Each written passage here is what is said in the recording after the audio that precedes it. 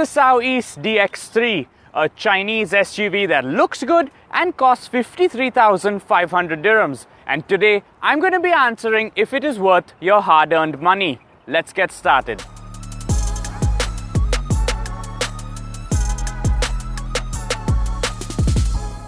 Now, before I tell you more about the car and what it feels like to drive, let me start by giving you a short introduction about the brand, because chances are you've never heard of Soueast before. As I mentioned earlier, it is a Chinese automotive manufacturer and it is a joint venture between three companies: YallaMotor, Taiwan China Motor and Mitsubishi Motor. And although they aren't very well known internationally, domestically in China they produce over 180,000 cars per year. This DX3 is just one of many cars they produce, and it is powered by a Mitsubishi sourced all-aluminium MyVec 1.5 litre turbocharged engine. Power output stand at 154 horsepower and 225 Newton meters of torque, and all of that power is pushed through a CVT gearbox manufactured by Belgian company Punch Powertrain. There is also a sport mode, but don't expect much from it, as the only noticeable change is that it changes the color of the instrument cluster from a cool and pleasant white to a blazing red.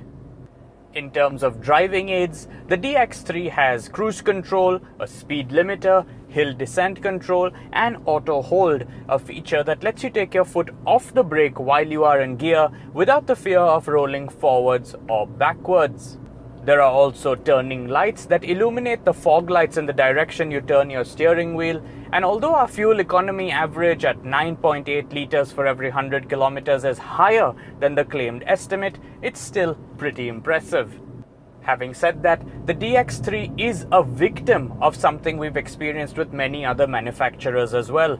The combination of a small turbo engine and a CVT gearbox means that when you do approach something like a stop sign or a set of traffic lights, the lag from the turbo spooling and the CVT engaging is just so much that at times that 2 seconds of nothingness, the delay between when you press the accelerator and the car actually responds, can feel a little unsafe.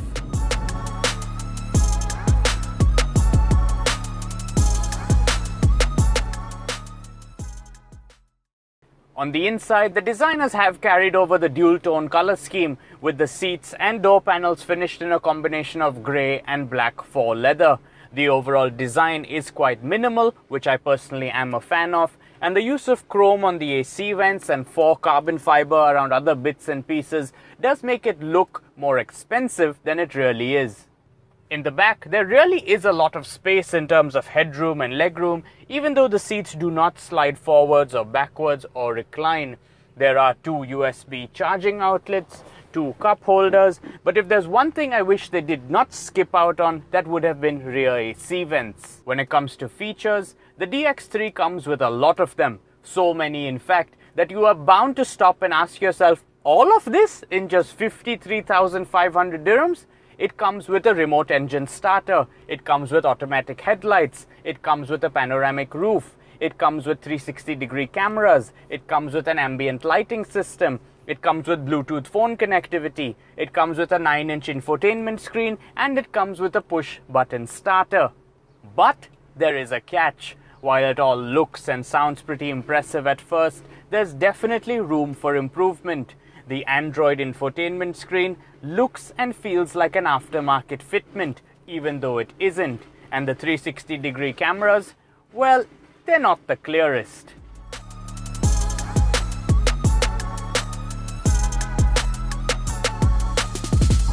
Where I will give the team a lot of credit is on the design front. The DX3 is a very good-looking car, and the dual-tone color scheme with the blacked-out roof and side mirrors is a great touch.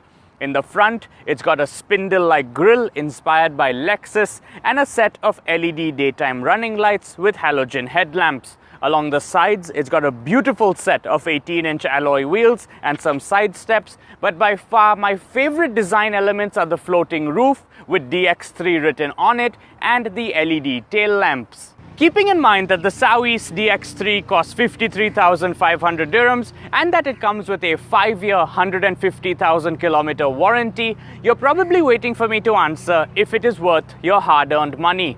On the one hand, yes, it is. Because if you were to walk into any Japanese automaker's showroom with just 53,000 dirhams in your pocket, you'd likely walk out with nothing more than a very basic hatchback.